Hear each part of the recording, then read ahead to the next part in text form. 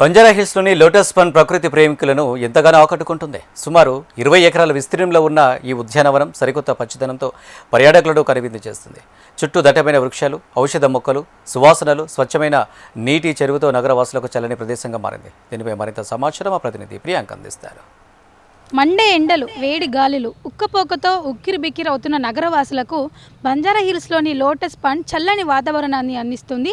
ఈ పార్క్ అంతా కూడా మొత్తం గ్రీనరీతో నిండిపోయింది. ఎక్కడ చూసినా సరే మనకు పచ్చని మొక్కలైతే దర్శనమిస్తున్నాయి. ఔషధ మొక్కలు, అదేవిధంగా వలస పక్షుల కిలకిల రాగాలు, సుగంధ పరిమళాలను వెదజల్లే ఔషధ మొక్కలు, స్వచ్ఛమైన నీటి చెరువు, చుట్టూ అల్లుకున్న పచ్చదనంతో అయితే ఈ ఉద్యానవనం ప్రస్తుతం సందర్శకులకి కనువిందు చేస్తుంది. వేసవి సీజన్లో ఇక్కడికి వచ్చే వలస పక్షులు పార్కుకు అదనపు ఆకర్షణ నిలుస్తున్నాయి.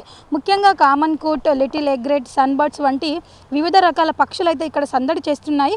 అంతేకాదు ఇక్కడ దట్టంగా పెరిగిన వేప, కస్టర్డ్ యాపిల్, ఆస్ట్రేలియన్ తుమ్మ, వెదురు చెట్లు కూడా పార్కుకు మంచి పచ్చదనాన్ని అయితే ఇస్తున్నాయి. అలాగే ఇక్కడ పెంచిన ఔషధ మొక్కల సువాసనలు కూడా సందర్శకులకైతే ప్రత్యేక అనుభూతిని కలిగిస్తున్నాయి. పార్కు చుట్టూ వాకింగ్ ట్రాక్, అందమైన వుడెన్ బ్రిడ్జ్లు, రంగురంగుల పూల మొక్కలు, లాన్, అదేవిధంగా ఇక్కడ కూర్చోడానికి సిట్టింగ్ సదుపాయాలను కూడా ఏర్పాటు చేశారు. చెరువులో గుంపులుగా ఇదే చేపలు కూడా పర్యాటకులను అయితే ఎంతగానో ఆకట్టుకుంటున్నాయి. సుమారుగా 20 ఎకరాల విస్తీర్ణంలో ఉన్న ఈ లోటస్ పాండ్ అయితే ప్రకృతి ప్రేమికులకు ఒక చక్కని వేదికగా అయితే మారింది. ఒకప్పుడు మురుగునీరు చేరి దుర్వాసన వచ్చే ఈ చెరువునైతే గతంలో ప్రక్షాళన చేసి ఇంత అందంగా తీర్చిదిద్దారు అధికారులు. అయితే ప్రస్తుతం దీని నిర్వహణ కరువైందని కూడా స్థానికులు అయితే ఆవేదన వ్యక్తం చేస్తున్నారు. లోటస్ పాండ్ నిర్వహణ కూడా బాధ్యత కలిగిన జిహెచ్ఎంసీ అధికారులు కూడా దీనిని సరిగ్గా పట్టించుకోవడం లేదని కూడా ఆరోపణలు అయితే వినిపిస్తున్నాయి.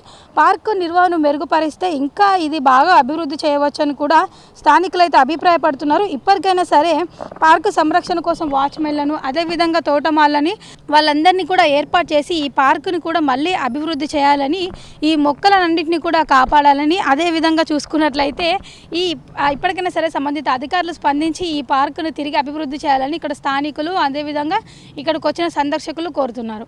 వీడియో జర్నలిస్ట్ ప్రవీణ్తో ప్రియాంక, HM టీవీ, హైదరాబాద్.